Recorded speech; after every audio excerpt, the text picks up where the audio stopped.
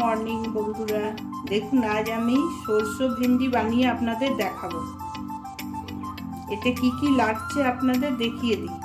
5 ফোড়ন লাগবে, শুকনো লঙ্কা, হলুদ, নুন, রসুন, কাঁচা লঙ্কা, সরষে। এটা পেস্ট করে আপনাদের দেখাচ্ছি। চলুন, 5 ফোড়ন দিলাম, লঙ্কা দিলাম,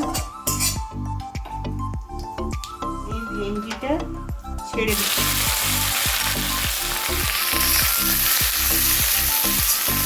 ভাজা ভাজা হবে, মশলাটা তৈরি করে আমি দেখাচ্ছি।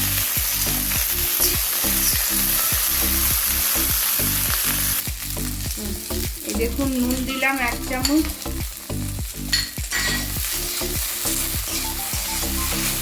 যে মশলাটা আপনাদের দেখালাম এটা পেস্ট করে নিয়ে এলাম। এতে সব দেওয়া আছে, হলুদ আর সব দেওয়া আছে। ভালো করে নিয়ে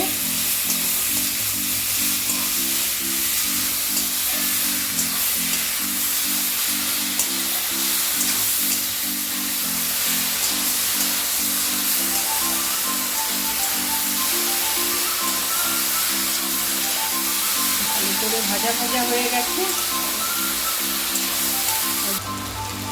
2 মিনিট বলবো তো। জল দিলাম, সেদ্ধ হবে। মশলাটাও তৈরি হয়ে গেছে। 2 মিনিট পর আবার আসছি।